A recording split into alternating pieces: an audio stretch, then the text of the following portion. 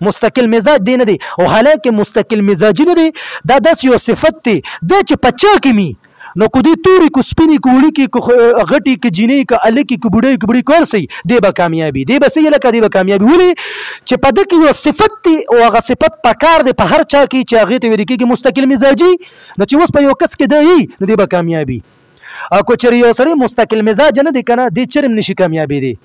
دی به بس دی باندې دی یو ورځ به ورشي او بس زر زر به کار کوي دویم ورځ اخره کې به ورو ډاون کېږي لکه د بیټرۍ په شانتې څنګه چې بیټرۍ ورو ډاون کېږي اخره کې دا لایټ که نه نو دا لایټ بیټرۍ دې کتري اخر چې 100% دغه یې پکې که نه نو سمه تیز وي اخره کې نیمه ګنټه بعد په خپله ډاون بس په خپله ختم شي مستقل مزاجي به ځان کې پیدا کوي دا تا ته مې ټولو ته ویم دا کم کس چې هنر زده کوي څوک چې میسوتوب کوي کم کس چې مدرسې سبق وایي کم کس چې حفظ کوي کم کس چې علم کوي او کم کس چې مثال کے طور پر سټوډنټ په چېرته په کالج کې پی سي کوي یا چېرته نور څه داسې پیجرۍ کې لګیا دی امپل کې لګیا دی یا نور د دنیا په هنرو کې ټیلري زده کوي یا نور څه داسې آنلاین دی دغه کوي او لکه هغې تپوس د علماو نه کوي چې دا حرام نه دی نو دا ټول زده کړې کې مستقل مزاجي که چېرې راغله نو ته بیا ګوره چې تا نه الله تعالی کامیاب ترین انسان جوړوي که نه جوړوي دا حمد صافي نه دی حمد صافي وړوکی ماشوم دی اوس خیر د غټ شوی دی خو دکې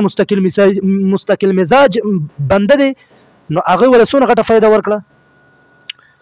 اوس یو سړی دی هغه سکول ته سار ځي غرمه خو دا ده چې د مستقل مزاجي سره به محنت هم کې اوس یو سړی سکول ته هر سار ځي چوټي بالکل نه کوي خو هر سار چې دی سکول ته ځي کله یو ټایپ کله یو سټوډنټ تنګي کله بل سټوډنټ تنګي کله استاد چې دی بورډ باندې سبق لګیا دی لیکل کوي او هغه د شاته نه چې دی یو کاغذ په خوله کې اوچوپي او په استاد په دې سر ولي نو لکه اگر چې دی خو مستقل مزاج دی مستقل مزاج خو دی خو محنتي خو نه دی که نه